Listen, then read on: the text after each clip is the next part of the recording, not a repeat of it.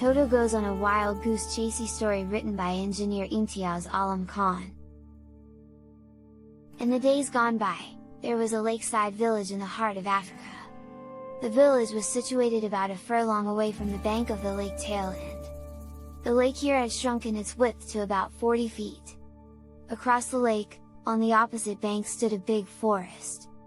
It was home to a large number of wild animals. This jungle was dense and so vast that none of the villagers had ever crossed it to reach the other side. As you may know, traditional villages of Africa are called kraal. The kraal is surrounded by a wooden fence, like a boundary wall, to keep off wild animals. It has only one entrance where there is a big gate. Inside the kraal, the huts are built along the fence and cattle is kept in a shed in the center. In one of the huts lived Toto with his mother and father and a younger sister named Minal. Toto was a chubby and cheerful boy of 10 years. His father was, like most of the other inhabitants, a farmer. They cultivated the land along the lake to grow corn, millet, yam, various kinds of vegetable and fruits like bananas, coconuts, etc. Toto's family had 2 cows and 4 big goats, which were kept in the cattle shed of the kraal. Every morning his mother milked the cows and goats. It was Toto's duty to deliver the cow milk to their regular customers dwelling in the kraal. His mother did not sell goat milk. She kept it to feed her family. Every new moon, she would visit her customers to collect payment for the milk supplied to them by Toto.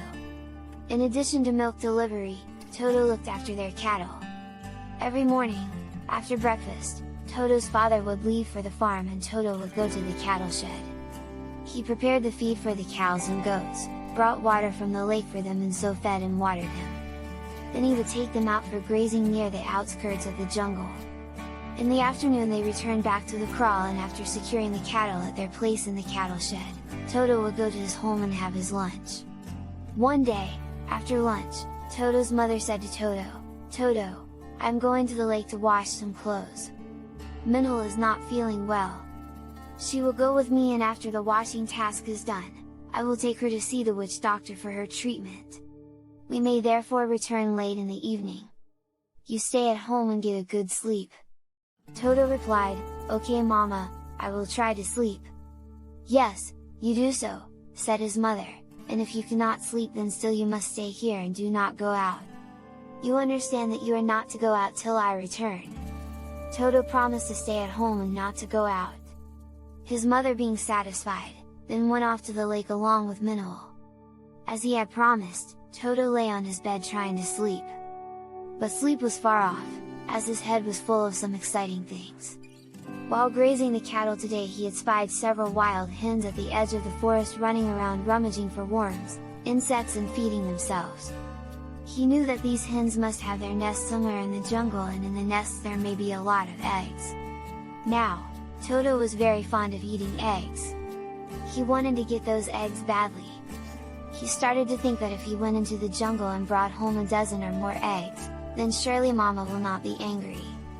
She may even be very pleased with me for bringing all those eggs. These thoughts kept tormenting his mind and he could not sleep. As often happens in such cases, after a long struggle, temptation finally won. Toto rose from his bed, went out of his hut, out of the kraal and walked into the jungle to accomplish his mission. Toto was familiar with the jungle. He had come here many times with his father and other neighbors to hunt deer or to trap rabbits or to collect firewood, berries, honey, etc. He had seen some wild beasts but these animals had always slunk away before the approaching party. So Toto was not afraid to go into the jungle.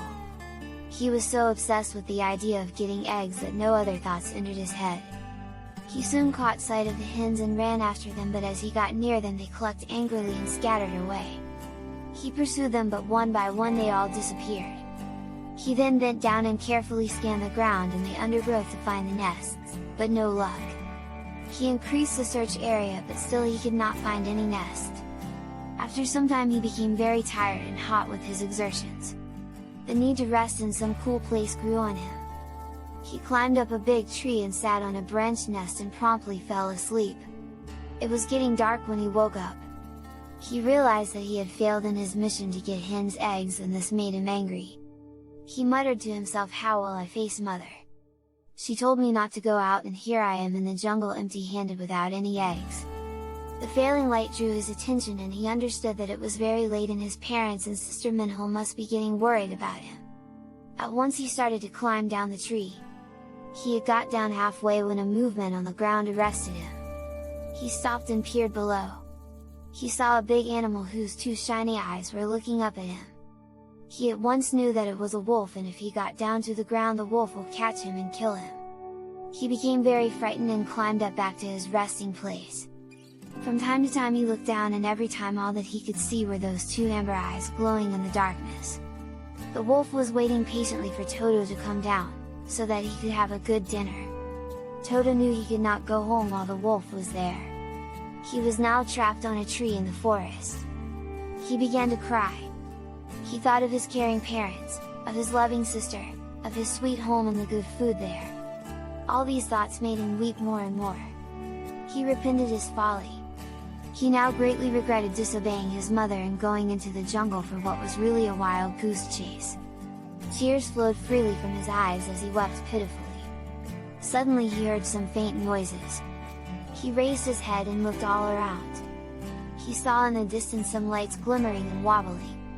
It took him a few moments to understand that some people with torches were moving in the jungle.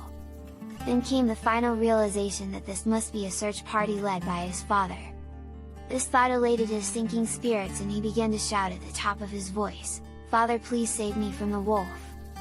Father, I am on this tree! Father, please hurry up this way," and so forth. Toto's shouts were heard by the search party, and they started to move swiftly towards the tree where Toto was. The wolf under the tree did not like the arrival of this party. It started to bark and howl, but when the men bearing burning torches came near, it ran away. Toto climbed down the tree and ran straight into his father's arms. His father hugged him affectionately, and everybody was happy to see Toto rescued. Toto went home with his father. His mother and sister wept with joy to see him come home safe and sound. They had a good dinner and went to sleep. In the morning, next day, Toto's mother gave him a proper dressing down for his folly and disobedience. Toto listened with his head bowed down and sincerely promised to be a good boy and to fully obey his parents.